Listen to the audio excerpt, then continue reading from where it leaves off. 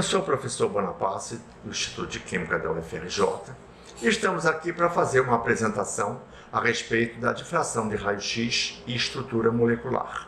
O grande interesse que nós temos é resolver estruturas moleculares usando a técnica de difração de raio-x e, dessa maneira, nós podemos determinar a configuração absoluta das moléculas. Para nós podermos iniciar, nós temos que entender o que são raios-x, como ele foi descoberto e como ele teve suas aplicações.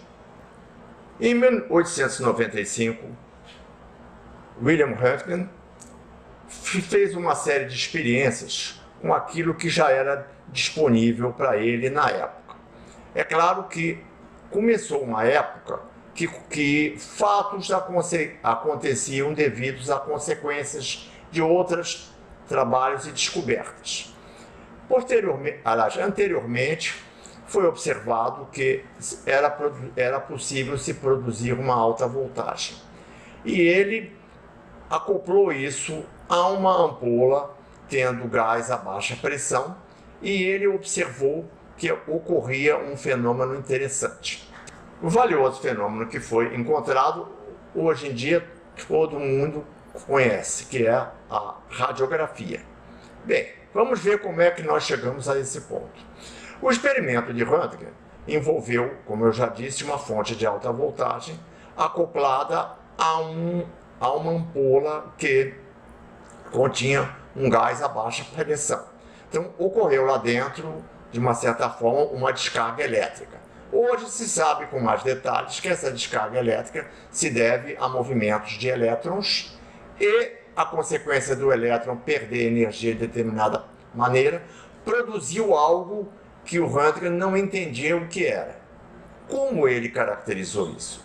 Röntgen tinha fora já um material sobre uma placa que detectava uma outra radiação, que era a radiação ultravioleta. E essa placa, hoje em dia, nós chamamos de uma placa de material fluorescente. E esse material era o platino cianeto de bário, sensível à ultravioleta, mas foi sensível a alguma coisa um pouco diferente. Quando ele ligava a ampola dele, com alta voltagem, a placa de platino cianeto de bário ficava iluminada. Então ele imaginou que saía do aparelho um determinado tipo de raio, e como ele não sabia o que era, chamou isso do X da questão, que é exatamente os chamados raios-x. Bem, ele observou um fato bem diferente. Esse raio-x que saía, ele tinha a capacidade de passar através da matéria. E ele detectou que na placa de platino cianeto de bário, ele podia ver detalhes da mão dele e observar a estrutura que ocorria lá dentro. Dessa maneira, ele descobriu algo um tanto diferente, que foi esse valioso fenômeno. Ou seja, é óbvio que nesse caso, essa já foi uma foto bastante otimizada, com equipamento moderno, em que é possível se ver os ossos todos da mão. E nós temos uma outra aplicação, que é, obviamente, na área industrial. Essa foi uma ideia minha, eu gosto de contar, não é uma questão médica, mas eu queria saber o que tinha dentro de uma lâmpada LED. E, para minha sorte, o meu genro, ele é veterinário e trabalha com radiologia ligada a animais. E ele pôde, então, satisfazer minha curiosidade tirando uma radiografia de uma lâmpada LED, essas comuns, em que nós podemos ver alguns detalhes interessantes. Por exemplo, a base da lâmpada aqui, os contatos elétricos, componentes eletrônicos que formam a alimentação. Aqui nós vemos um banco de LEDs, que são os emissores de luz, obviamente devidamente orientados, e o bulbo é um difusor para que a luz passe. Então reparem, o raio-x, na realidade, nos permitiu não só observar artefatos ligados à medicina, mas como também um aspecto muito importante na área industrial.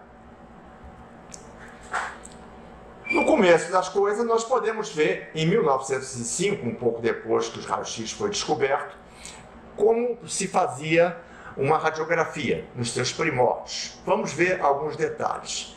Nós temos aqui a bobina de alta voltagem, que produz alta voltagem por esses fios. Ela vem para essa ampola. Essa ampola ainda é um tipo de construção antiga, que eu tenho 2 eletrodos, a alta voltagem é ligada a tal radiação misteriosa do Röntgen, descia aqui no caso. Aqui está a mão do pesquisador, e por baixo, dentro desse envelope preto, nós temos um filme fotográfico. Então aquela foto que nós vimos anteriormente poderia ser obtida por esse tipo de dispositivo, ou seja, ficava a pessoa com a fonte de radiação aqui ligada então nós tínhamos a impressão no filme fotográfico, e depois de revelado dava uma imagem bastante parecida com aquela. Bem, o que está acontecendo no caso? Vamos ver o que vem a ser o X da questão. Hoje nós sabemos que as radiações X ou raio-X, elas são uma radiação eletromagnética. Na radiação eletromagnética, nós temos a composição de um vetor campo magnético, um vetor corrente elétrica. A composição vetorial disso corresponde a uma força, ou seja, uma energia que no caso é liberada. Aqui nós podemos ver em que nós teríamos a composição numa onda eletromagnética de um componente magnético aqui marcado, um componente elétrico aqui marcado e uma direção de propagação para a onda se transmite. E nós temos, obviamente, para o movimento periódico, que nós chamamos um comprimento de onda. Bem, dentro do espectro eletromagnético, nós temos várias radiações no caso. Nós podemos reparar aqui, temos os raios-x que nos interessam. Nós vemos desde as ondas longas de rádio, as ondas de rádio da AM, FM, as micro-ondas, que hoje em dia são muito importantes nos fornos de aquecimento, a parte infravermelho, localizada nessa faixa, o que nós chamamos do espectro visível, logo em seguida a radiação ultravioleta, e logo em seguida os raios-x, e finalmente os raios gama, que é um tipo de radiação emitida por materiais radioativos. O raio-x, ele é uma onda eletromagnética, como eu disse. O comprimento de onda está numa faixa, digamos, entre 20 a 0,2 angstroms. 1 angstrom é 10 a menos 8 centímetros, que é, ou seja, é uma radiação.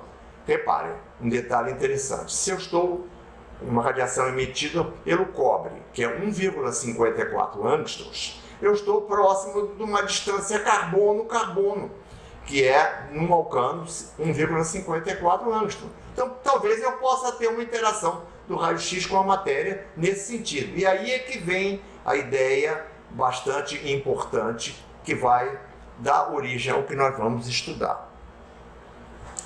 Max von Laue, em 1914, ele descobriu um fenômeno chamado difração de raio-x em cristais. Inclusive, vale a pena comentar que em 2014, com essa descoberta, foi considerado como o Ano Internacional da Cristalografia. O fenômeno de difração, talvez vocês conheçam, no fato de você jogar uma pedra numa água. Quando você joga a pedra cria-se uma onda que se difunde. Se você tiver um orifício na frente, ele difrata por ali, criando novas frentes de onda. E esse fenômeno, na realidade, nós vimos aqui que pode ser quantificado de que maneira? Se nós temos um material de uma estrutura em camadas, como aqui nós estamos citando, e eu incido, segundo um determinado ângulo, um raio-x, esse conjunto de camadas vai refletir o raio-x, aplicando-se a lei de Bragg, ou seja, a ordem do espectro multiplicada pelo comprimento de onda corresponde a 2D seno θ. Isso é mais ou menos óbvio na figura, porque o raio vem e vai. Então o que acontece? Nós temos o ângulo θ, se nós aplicarmos as leis da geometria, nós podemos ver que há um relacionamento entre o tamanho da estrutura e o comprimento de onda, o raio-x que é incidente. E isso se faz pelo fato do raio-x incidir com um determinado ângulo e ser refletido em determinada maneira. É claro que é um fenômeno de difração, mas nós que trabalhamos com raio-x chamamos de reflexão, porque na verdade o raio-x se refletiu pela estrutura em camada que lhe é oferecida. Bem, nós temos que produzir raio-x. Para produzirmos raio-x, nós temos algumas possibilidades. Usar o que nós chamamos um tubo de raio-x, que é uma versão moderna daquele experimento do Röntgen, em que nós temos um filamento que permite, ao ser aquecido, emitir elétrons com melhor facilidade. Esses elétrons vêm e batem no que nós chamamos de anticatodo, que isso forma um catodo e o anodo. Por consequência disso, o elétron perde energia e parte dessa energia é emitida sob a forma de raio-x. Nós temos janelas que são construídas em material leve, por exemplo, berílio. O metal berílio é transparente aos raios-x e nós podemos utilizar os raios-x para fazermos isso. Isso é uma fonte que evoluiu, talvez seja a primeira mais prática que foi utilizada. Modernamente, nós podemos obter raio-x num aparelho bastante sofisticado, como, por exemplo, o síncrotron do Laboratório Nacional de Luz Síncrotron em Campinas, São Paulo. Reparem a monumental tamanho da aparelhagem, em que nós temos um sistema que bombardeia elétrons aqui dentro, o elétron perde energia cinética e sai uma série de radiações em consequência. Nós temos nessa instalação várias linhas de trabalho. Só para dar uma ideia da grandiosidade, vocês vejam aqui na figura uma mesa com um operador trabalhando. E nessas linhas nós temos, por exemplo, microfabricação de chips, temos difração de raio-x, temos XPS, que é uma outra técnica utilizada para análise de superfícies, e síncrotron atualmente são aparelhos muito importantes para esse tipo de utilização. Bem, nós reparamos que para produzir raio-x podemos ter vários sistemas, mas para ocorrer o fenômeno da difração, nós observamos que nós temos que ter apenas um comprimento de onda do raio-x a ser utilizado. Então o raio-x tem que ser monocromatizado, ou seja, eu tenho que eliminar as outras emissões que não nos interessam e fazer isso apenas dando um determinado comprimento de onda. Para isso, o que eu tenho? Uma fenda pela qual entra a radiação, um primeiro cristal, no caso, você pode usar um cristal de quartzo, um cristal de grafita ou então um cristal de silício. Você vai ter essa primeira difração produzindo um raio que será, então, no caso, monocromatizado. Bem, nós temos que detectar o raio-x. Como é que o olho humano não é sensível a raio-x. Então nós temos vários sistemas que são importantes. O platino cianeto de bário do Röntgen, ele já teve aplicação, mas atualmente ele foi bem substituído pelos filmes fotográficos. Filmes fotográficos nós sabemos que demoram a ser revelados e têm algumas limitações. Então nós podemos usar telas fluorescentes, que são irmãos mais novos da tela de Röntgen, e cristais de cintilação, que são pequenos cristais, como por exemplo o iodeto de sódio, ao qual se fez uma pequena adição de talho. Isso causa um defeito na estrutura do iodeto de sódio e ele emite luz quando recebe raio-x em cima. Nós temos o contador Geiger, que pode ser usado para detectar essa radiação. No caso, sem discriminação, ele não escolhe quem ele faz. O contador proporcional, que, por exemplo, ele é muito sensível para a radiação do cobre, e ele é usado no aparelho de fluorescência de raio-x, que na realidade não é difração, é uma outra técnica que analisa a composição, excitando o material com raio-x e analisando outro raio-x que ele produz. Obviamente, isso evoluiu para os chamados detetores de cintilação e vieram modernamente irmãos da câmera de televisão de raio-x, que veio o detetor bidimensional e o detetor mais moderno, que é o capa-CCD, que é um detetor como uma câmera de televisão, que tem um filme fluorescente na frente que permite visualizar com grande facilidade o feixe de raio-x numa tela. Sistemas desse tipo são usados hoje em dia em detetores de raio-x sem filme fotográfico e foram aperfeiçoados para poder serem utilizados como detetor de raio-x para os nossos experimentos de interesse. Bem, vamos mostrar rapidamente alguns detetores. Detetor proporcional, ele tem janelas, um fio ligado à alta tensão e ao sistema de contagem, e a radiação que entra aqui dentro permite a detecção do raio-x. Nós temos uma entrada de gás, uma saída de gás, que o gás se degrada, e, por exemplo, esse detetor é muito usado para os aparelhos de fluorescência de raio-x. O detetor de cintilação, ele usa um cristal de iodeto de sódio com talho acoplado a uma fotomultiplicadora. Então, cada fóton de raio-x que entra aqui emite vários fótons de luz ultravioleta, que é detectada por esse tipo de detetor, no caso. E modernamente nós temos o detetor CCD. Como é que ele funciona? Ele tem uma janela de berilo, ele tem um colimador, ou seja, que focaliza num cristal, que é, no caso, o CCD. É o detetor com uma câmera de televisão. Nós temos um problema.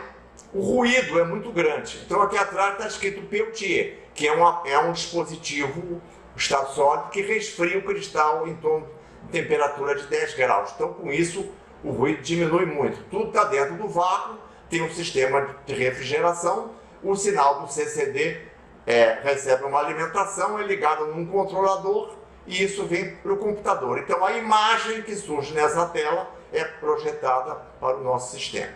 Como é que nós vamos efetivar isso no caso?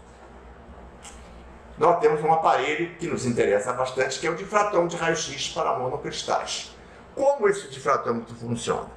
Nós temos aqui na ponta, que o nosso primeiro estudo será feito em cristal simples. É um pequeno cristal que tem entre 0,1 no máximo 0,5 milímetros de aresta. Tipicamente ele tem 0,2, 0,3, no máximo 0,3 milímetros. Para isso nós temos uma fonte de raio-x, um sistema que focalize ou monocromatize, ou seja, permita apenas aquela linha que você tem interesse de determinado comprimento de onda, que isso cai em cima do pequeno cristal. Nós temos um goniômetro, que é um dispositivo que permite ajustes por diferentes ângulos. Isso foi previsto primeiro por um matemático chamado Euler, que permite fazer toda a matemática de posicionamento de corpos no espaço. E, finalmente, a radiação difratada, segundo aquela lei de Bragg, ela vem para um detetor de área, que antigamente era um detetor de cintilação, ficava uns dias coletando dados em cristais, e hoje em dia, um detetor capa-CCD e os novos sucessores, até no máximo de 15 minutos você coleta os dados todos num cristal. Bem, aqui eu posso mostrar um difratômetro de raio-x para monocristal, lá no Instituto de Cristalografia em Bari, na Itália. Nós temos aqui uma fonte de raio-x, que é essa parte aqui. Por segurança, essa luzinha aqui acende quando o tubo de raio-x está ligado, que ele é perigoso. Essa segunda luzinha aqui acende quando o feixe de raio-x está disponível. Esse tubo aqui é uma câmera CCD de televisão, que ele permite focalizar a região do cristal. Então, ao mesmo tempo, você sabe se o cristal está ou não sendo banhado por raio-x. Nós temos aqui o monocromador, que é aquele dispositivo que garante que eu vou usar apenas um comprimento de raio-x, de onda. O colimador, que focaliza o cristal aqui na ponta com um feixe de raio-x, ou seja, garante que o cristal é banhado com feixe de raio-x. E aí vai acontecer o maravilhoso fenômeno da difração. Essa haste que nós temos aqui é uma haste que ela tem a função de evitar que o feixe primário de raio-x venha para o detetor CCD. E aqui nós temos essa outra peça, que é uma peça que eu considero fantástica. é um soprador de cristal. Ele tem um sistema de baixa temperatura e permite levar o seu cristal aqui à temperatura do nitrogênio líquido. Então esse dispositivo permite você coletar dados de difração de raio-x a baixa temperatura, ou seja, a gente pode identificar aqui todo mundo, o tubo de raio-x, o monocromador e o colimador, a câmera de televisão que faz uma visualização de imagem do cristal, o sistema de refrigeração da ponta do cristal, o sistema que para o feixe primário. Aqui nós temos o detetor CCD, que é aquela câmera de televisão acoplada a um sistema de detecção de raio-x. Tudo isso pode ser movimentado segundo aqueles ângulos de Euler que eu mostrei na figura anterior. Só que aqui, para esse aparelho, a coisa ficou bastante simplificada, porque o CCD ajuda bastante. Infelizmente, essa caixa aqui custa muito caro, ela vale hoje em dia $40 mil, só para dar uma ideia. O preço está baixando, mas ainda não baixou o que deveria baixar. Bem, essa é uma aparelhagem semelhante, que é o difratão de raio-x para monocristal, com detetor capa CCD também, que nós temos no Instituto de Física da UF. Reparem que nós podemos ver aqui algo parecido, aquela câmerazinha de televisão, o tubo de raio-x do lado. Aqui não está muito bem focalizado, foi uma foto que eu arranjei da internet. Aqui nós temos nessa tela o que o detetor CCD dele vê, que é um Laue-grama, é um diagrama de Laue, em que nós temos todas as reflexões do raio-x acontecendo aqui na tela. Ou seja, aqui nós temos um telefone comum, que todo mundo conhece, computador, para nós compararmos o tamanho do aparelho. Essa parte aqui embaixo é o detetor de raio-x. Esse aqui é um no-break, uma fonte de alimentação. Esse sistema protege a aparelhagem para evitar danos. É um aparelho bastante simples, reparem, e compacto. Nós podemos ver pelo tamanho, já que nós vimos o monumental tamanho do Synchrotron, aqui tem tomadas como um aparelho bastante pequeno, no caso. Bem, nós podemos fazer um outro tipo de trabalho que nós fazemos com difratão de raio-x de pó. Ou seja, nós vimos que o monocristal é um pequeno cristal montado na ponta de uma agulha, mas nem sempre nós podemos expor esse material. Então nós temos um outro aparelho em que aqui na ponta nós temos aqui um tubo de raio-x, nós temos um obturador, que nós abrimos e fechamos, o colimador. Aqui entra um tubo contendo a amostra, nós temos um monocromador, no caso, não do lado da fonte, mas do lado do detetor, um detetor, e aqui nós fazemos aquele ângulo de difração. E nós podemos acoplar isso, obtendo, por exemplo, para o NaCl, cloreto de sódio, um difratograma, onde aqui nós temos o ângulo, aqui nós temos intensidades relativas. E nós podemos indexar as linhas. A linha mais forte é indexada como 200. Então nós temos aqui, nós podemos ver 1, 2, 3, 4, 5, 6, 7, 8, 9.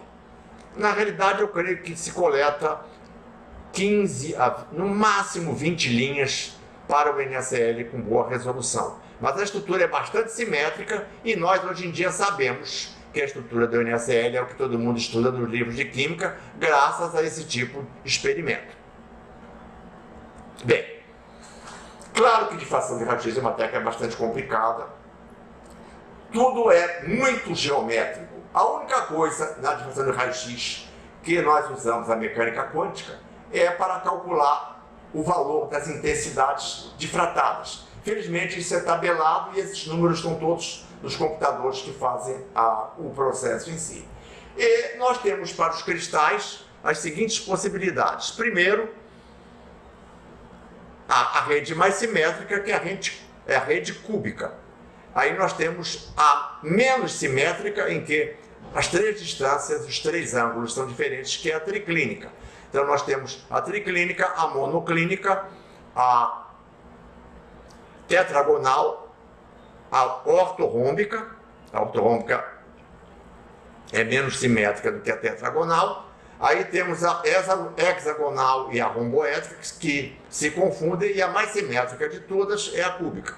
É razoável que a simetria ajuda a resolver estruturas, ou seja, as primeiras estruturas que foram resolvidas até 1930 tinham uma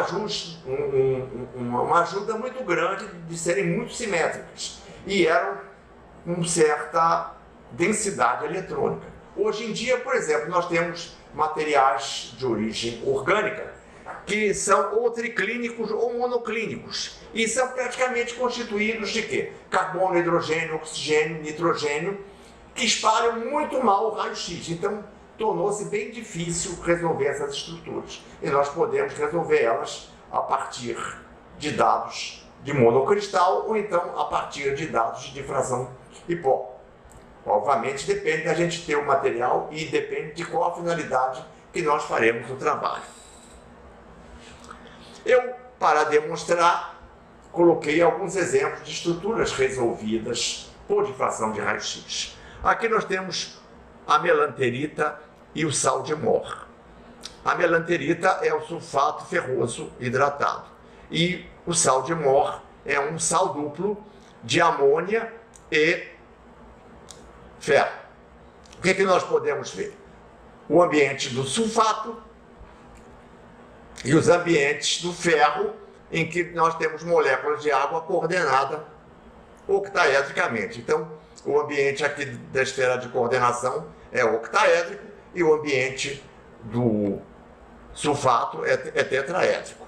Já a estrutura do sal de Mohr, nós temos os ambientes octaédricos parecidos, os ambientes tetraédricos parecidos, e aí vem um fato muito interessante. É muito difícil o ferro formar compostos de coordenação com amônia. Então, vocês vejam, os íons amônio, eles estão intercalados aqui no meio, mas eles não estão ligados ao metal. Então, o que nós temos ligado é o íon hexaaquo ferro 2, no caso. Então, reparem o poder da difração de raio-x. Essa caixa aqui em volta é a cela, no caso, ambas são células monoclínicas, o que significa que tem um ângulo diferente de 90 graus, e nós temos, no caso, a perpendicularidade. E reparem como você pode saber esses detalhes. Outras técnicas não permitem aos químicos terem tanta informação sobre essa configuração absoluta como a difração de raio-x. Por isso é que nós estamos gastando tempo aqui para contar todas as histórias para vocês. Nós temos possibilidades interessantes. A molécula do imidazol é de grande importância para os bioquímicos. E ela, reparem, dentro do espaço cristalográfico monoclínico, ela se repete segundo uma operação de simetria, e nós temos aqui uma ligação hidrogênio, ou seja, uma ligação intermolecular. Então, os imidazóis estão um aqui, o outro acima, volta, e isso vai andando segundo as três dimensões, no caso do nosso cristal monoclínico. Isso aqui foi refinado por uma série de maneiras, e vale a pena ver que a configuração é absoluta, e você vê que dentro daquela caixa, que seria a célula do cristal, como as moléculas se arranjam no caso. Outro exemplo que eu dou é a estrutura do hidrocarboneto que foi preparado pelo homem, que é o cubano. Cubano é C8H8. Ele é na realidade cúbico, ou seja, esse ângulo aqui tem um esforço muito grande, porque ele é 90 graus. E aqui vem um detalhe da simetria ter sido genial no caso. Por quê? Reparem que eu tenho um cubão de 8 cubos formado pelos 8 cubinhos. Só que se eu tivesse a estrutura cúbica, os cubinhos estariam muito afastados e não teriam como aliviar esse esforço do ângulo 90 graus. Como é que a natureza foi sábia? Transformou o grupo cúbico em romboédrico. Romboédrico significa que o ângulo passou de 90 graus para 72 graus. Então, a estrutura se inclinou e um cubano entrou dentro do outro. Aí houve uma aproximação que permitiu uma molécula de cubano funcionar como um encosto para outra molécula. Por isso, nesse encosto, o cubano é um sólido que se decompõe a 200 graus. E não é inflamável. Por que ele se decompõe? A estrutura vai vibrar tanto que os cubinhos não vão aguentar mais ficar juntos. Quando eles se separam, começa a haver a dissociação e aí a estrutura explode, ou seja, ela se decompõe. Na realidade, essa propriedade surgiu pelo fato de você ter a sua explicação devido à explicação da estrutura molecular. Uma outra aplicação, essa de cristal simples, bastante elegante, vem a ser a respeito da quiralidade, ou seja, a capacidade das moléculas se arranjarem como os dedos numa mão direita ou numa mão esquerda. E nós podemos ver isso no corticoide chamado cortisona. Na realidade, extraiu-se esse corticoide do córtex cerebral de animais, foi purificado por técnicas de cromatografia, cresceu-se um cristal simples e foi possível resolver a estrutura em que nós vemos a configuração absoluta muito bonita. Aqui nós temos uma dupla ligação, essa parte aqui está no mesmo plano. Reparem que essa parte da molécula, como na configuração bote, está fora. Essa está para cá, essa está para frente. Aqui também é a mesma coisa, para cá, para frente. Nós temos aqui um grupamento OH, temos aqui, obviamente, ambientes tetraédricos, e temos aqui o quê? Uma carbonila, aqui nós temos um CH2 e aqui nós temos um OH. Na realidade, esses OH, especialmente esse aqui, faz ligações hidrogênio com moléculas adjacentes formando a estrutura. Então, foi de suma importância determinar-se essa configuração absoluta para se entender as propriedades que a substância apresenta. Para completar, nós vamos colocar um material que pode ser retirado com facilidade a respeito da noz moscada. Se você fizer uma extração da noz moscada, você tira a trimiristina. Vem aqui um ácido carboxílico, que é o ácido mirístico, nós temos cadeias dele aqui, e forma-se aqui o grupo ligado à glicerina. Então, a trimiristina é o trimiristato de glicerina, como o triestearato de glicerina é presente no sebo e é utilizado na fabricação de sabão. E a trimiristina, ela é parecida, só muda, no caso, o ácido carboxílico.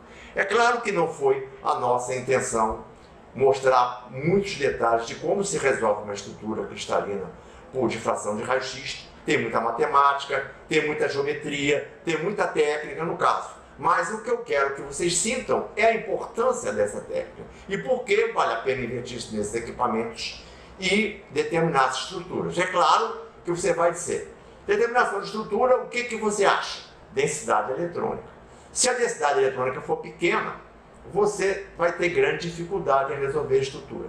Se a simetria não ajudar, ou seja, for assimétrica, pior ainda. E qual é a maior dificuldade do caso? O material ser cristalino. Ou seja, se você não consegue cristalizar o material, você vai esquecer tudo que nós falamos. Espero que vocês tenham gostado e um grande abraço.